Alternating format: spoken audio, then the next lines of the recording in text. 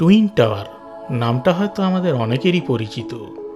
কেউ বা দেখেছে ছবিতে, কেউ বা দেখেছে দুর্গাপুজোর থিমের মণ্ডপে, কিন্তু সত্যিই সেটা কেমন, আজ সেটা এই ভিডিওতে চাক্ষুষ করে নিন। নমস্কার, আমি বুকুন।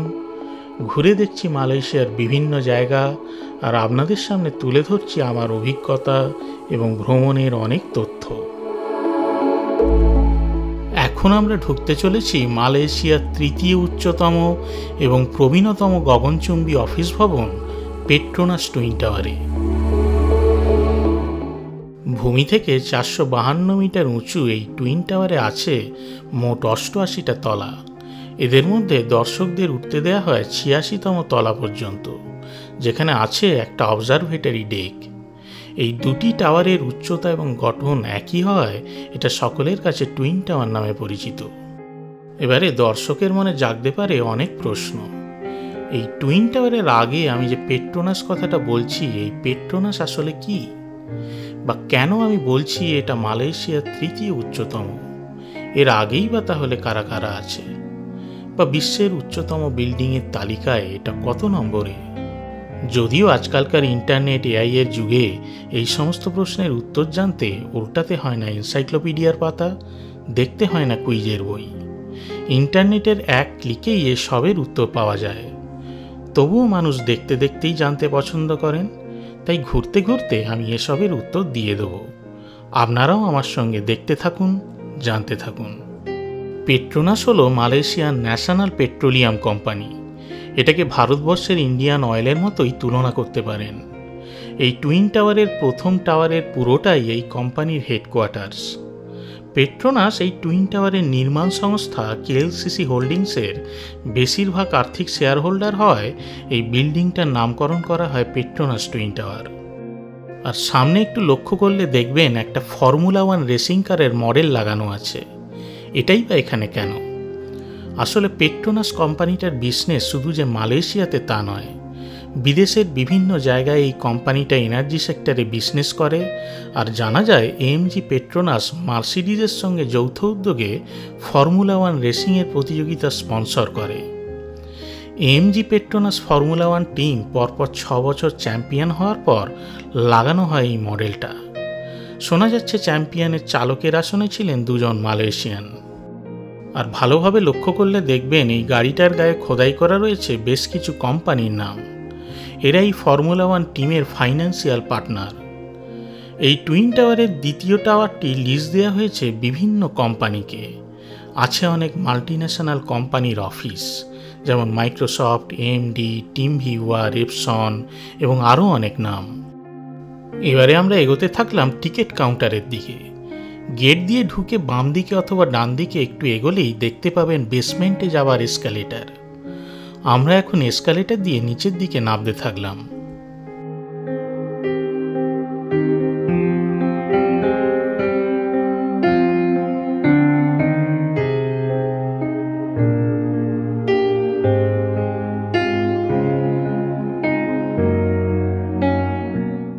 এবারে দর্শক বন্ধুদের কাছে রাখলাম একটা প্রশ্ন। এই রকম টুইন বা অভিন্ন দেখতে দুটো পাশাপাশি টাওয়ার আর কি কোথাও দেখা যায়? থাকলে সেটা কোথায়? উত্তরটা খুঁজে অবশ্যই কমেন্ট বক্সে জানাবেন।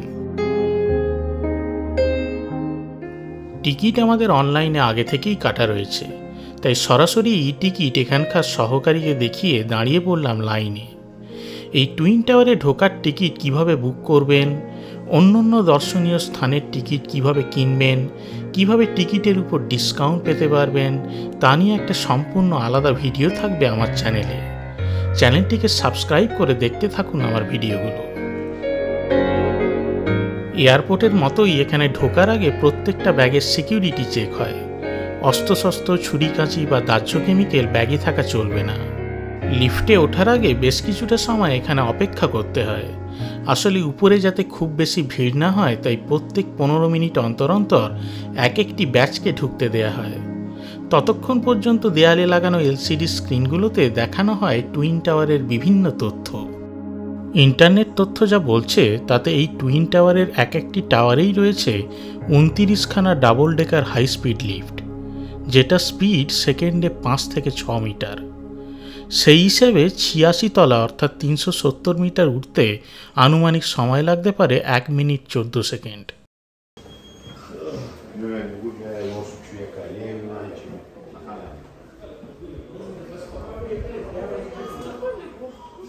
প্রথমে আমাদের একটা লিফটে করে পাঠানো হলো ৪১ তলার উপরে অবস্থিত স্কাই ব্রিজে।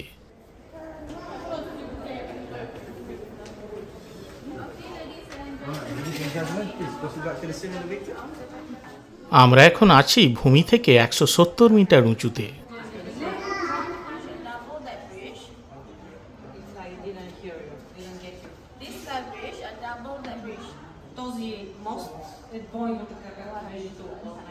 Okay, level 42 reserved for the staff movement, while here 41 open for the public visit. Okay, we can go on the 42, right? No, only here. উনি বলছেন এটা একটা ডাবল ডেকার ব্রিজ। ব্রিজের এই টানেলটা দুটি টাওয়ারের ৪১ তলার সঙ্গে সংযোগ রক্ষা করে, আর এর উপরে ব্রিজের আরেকটি টানেল ৪২ তলার সঙ্গে যুক্ত। ৪২ তলাটা এখন স্টাফের যাতায়াতের জন্য ইউজ করা হয়, আর এই টানেলে ঘোরার জন্য আমাদের সময় দেওয়া হলো ১০ মিনিট।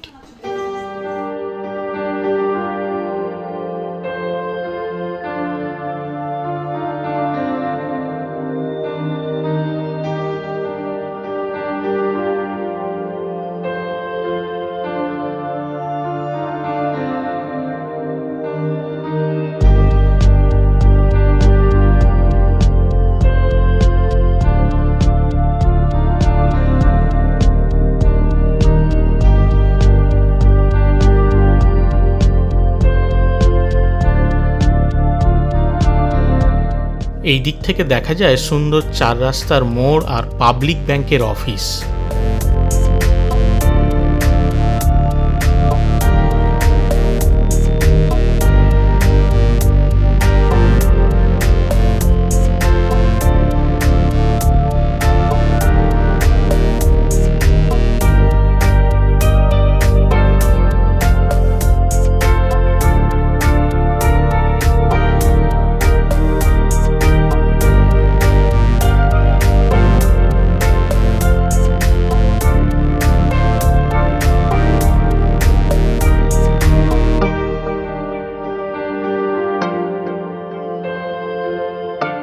এই দিক থেকে নিচের জায়গাটা হলো কেএলসিসি পার্ক। এই টুইন টাওয়ারের দুটি টাওয়ার টিউব ইন টিউব সিস্টেমে তৈরি, যেটা কিনা একটা সিভিল বা আর্কিটেক্ট ইঞ্জিনিয়ারদের পড়াশোনা বা গবেষণার বিষয়।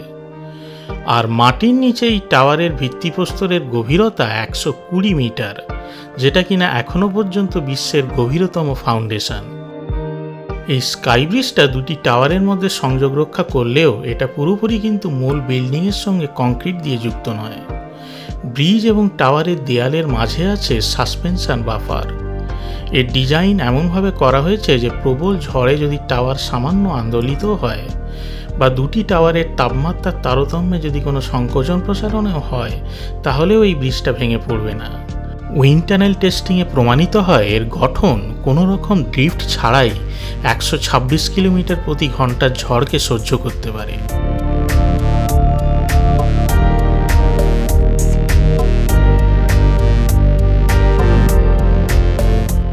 এবারে আমাদের একটা লিফটে করে পাঠানো হচ্ছে ৪১ তলা থেকে ৮৩ তলাতে।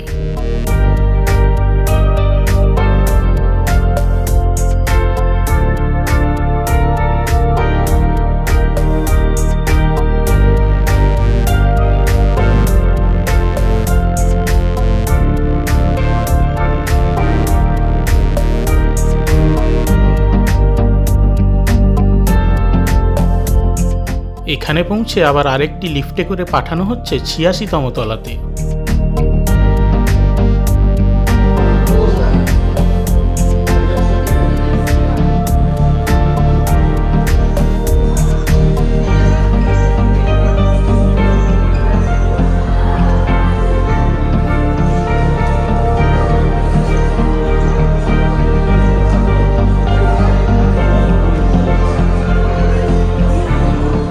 এখানে রাখা আছে কুয়ালালামপুর সিটি সেন্টারের একটা আর্কিটেকচার মডেল।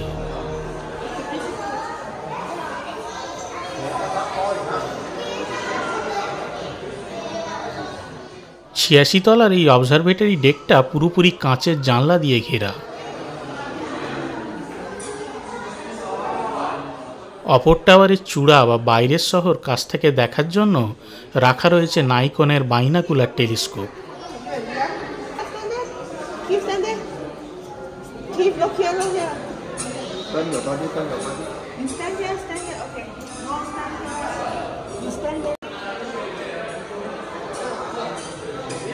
টুইন টাওয়ারের পুরো কাঠামোর ভিত্তিপ্রস্তরটি নির্মিত হয় হাই স্ট্রেংথ রেনফোর্স কংক্রিট দিয়ে। গায়ে লাগানো হয় স্টেনলেস স্টিলের ফ্রেম এবং ব্যয়বহুল ইউভি প্রোটেকশন ভিশন গ্লাস। এখানের এই টেলিভিশনগুলোতে লাগানো আছে কাইনেক্ট ক্যামেরা। এগুলো ভার্চুয়াল অ্যাসিস্ট্যান্টের কাজ করে। অগমেন্টেড রিয়েলিটি প্রযুক্তির মাধ্যমে এখানে থাকা যে সমস্ত তথ্য আপনি জানতে চান তা আঙুল তুলে আইকনের দিকে দেখালে সেই সংক্রান্ত তথ্য স্ক্রিনে চলে আসবে।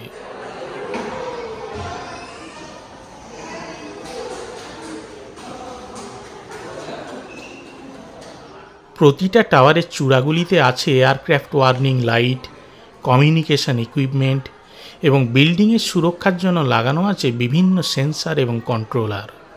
আছে ওয়েদার মনিটরিং সিস্টেম এবং শুধু তাই নয়, এই কাঁচের গ্লাসগুলিকে ধোয়া মোছার জন্যও আছে অটোমেটেড রোবট।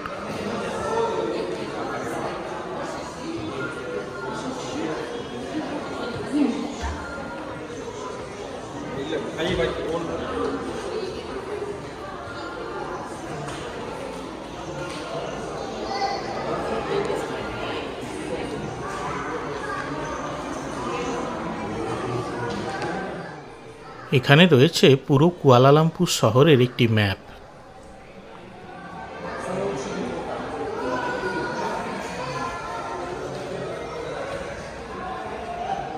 এই তলাতেই সাজানো আছে টুইন টাওয়ার এবং কুয়ালালামপুরের বেশ কিছু আর্কিটেকচার মডেল এবং বেশ কিছু তথ্য সমন্বিত পোস্টার। আর এলসিডি টেলিভিশনগুলোতে দেখানো হচ্ছে টুইন টাওয়ার তৈরির ইতিহাস।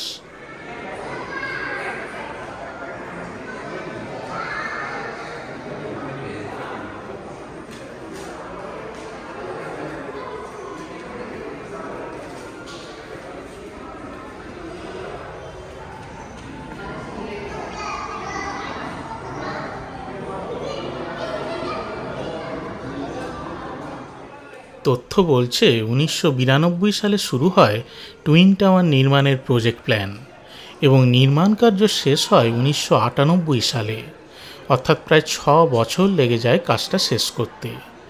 অবশেষে 1999 সালের 31শে আগস্ট, অর্থাৎ এখানে স্বাধীনতা দিবসের দিন, চতুর্থ প্রাইম মিনিস্টার ডাক্তার মাহাথির উদ্বোধন করে খুলে দেন জনসাধারণের উদ্দেশ্যে।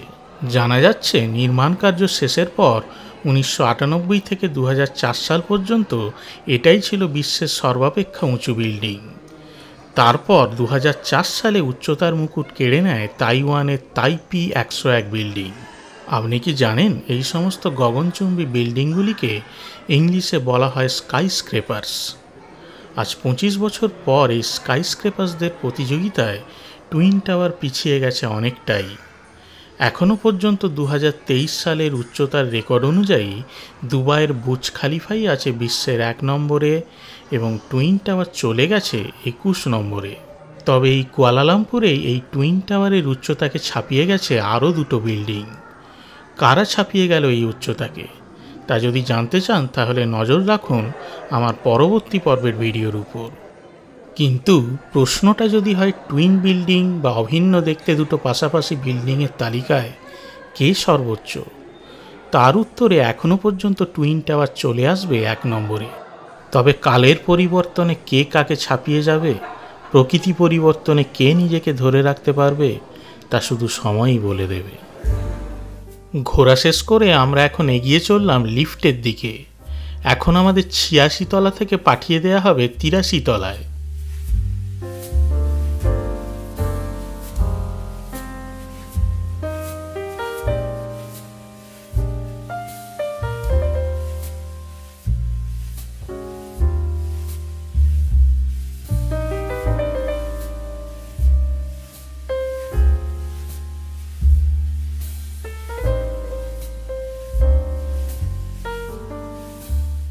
83 তলাতে আছে একটা ক্যাফেটেরিয়া, গিফট শপ এবং ফটো কাউন্টার।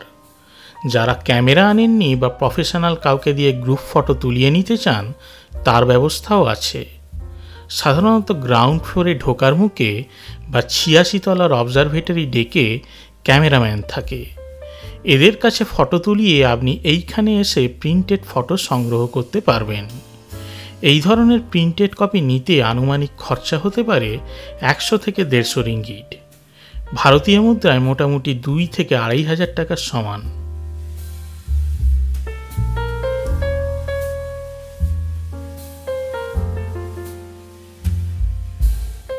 এবারে আমাদের আরেকটি লিফটে করে পাঠিয়ে দেওয়া হবে গ্রাউন্ড ফ্লোরে। লিফটটা যতক্ষণ আসে ততক্ষণ আমরা এখানে অপেক্ষা করছিলাম আর দেখছিলাম এখানের এলসিডি টেলিভিশনে দেখানো ছবিগুলো। এখানে দেখানো হচ্ছে কুয়ালালামপুরের বিভিন্ন গুরুত্বপূর্ণ জায়গা তৈরির ইতিহাস। জানা যাচ্ছে একদা এখানে 40 হেক্টর জমি ছিল শিলাঙ্গ টার্ফ ক্লাবের অধীনে এবং পরে সেটা হস্তান্তরিত করা হয় টুইন টাওয়ার নির্মাণের কাজে। কিভাবে সব তৈরি হলো, কত ইঞ্জিনিয়ার এবং আর্কিটেক্ট এখানে কাজ করেছিল, তাদের নাম, কত শ্রমিক লেগেছিল, সবই এখানে এক এক করে দেখানো হচ্ছে। অবশেষে এসে পড়ল আমাদের লিফট, শেষ হলো আমাদের টুইন টাওয়ার ভ্রমণ। এই টুইন টাওয়ারকে আপনারা দিনের বেলায় যেভাবে দেখলেন, সন্ধ্যাবেলায় এর আলোক ঝলমলের রূপ এটাকে আরেক মাত্রায় নিয়ে তোলে। সাদা আলো স্টিলের ফ্রেমে প্রতিফলিত হয়ে ধারণ করে এক অপূর্ব রূপ। পুরোটাকে দেখে মনে হতে পারে একটা উজ্জ্বল রূপোর মিনার। বছরের কিছু বিশেষ দিনে, যেমন স্বাধীনতা দিবসের প্রাক্কালে, এই টুইন টাওয়ার তার শ্বেতশুভ্র রূপ ছেড়ে ধারণ করে এক অন্য রূপ। দেখে নিন সেই অসাধারণ দৃশ্য।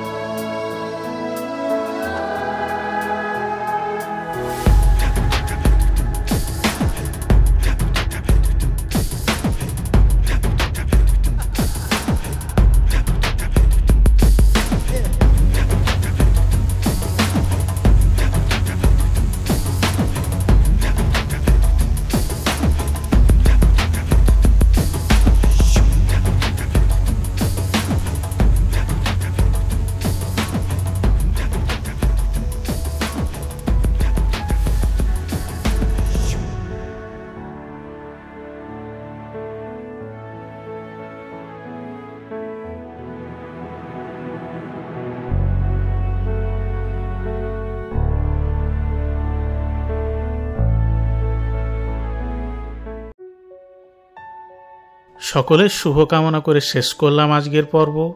দেখা হবে পরবর্তী পর্বে। ভিডিওটি ভালো লাগলে একটি লাইক এবং শেয়ার করতে ভুলবেন না। আর আপনার মতামত কমেন্ট বক্সে জানালে অবশ্যই খুশি হব। ধন্যবাদ।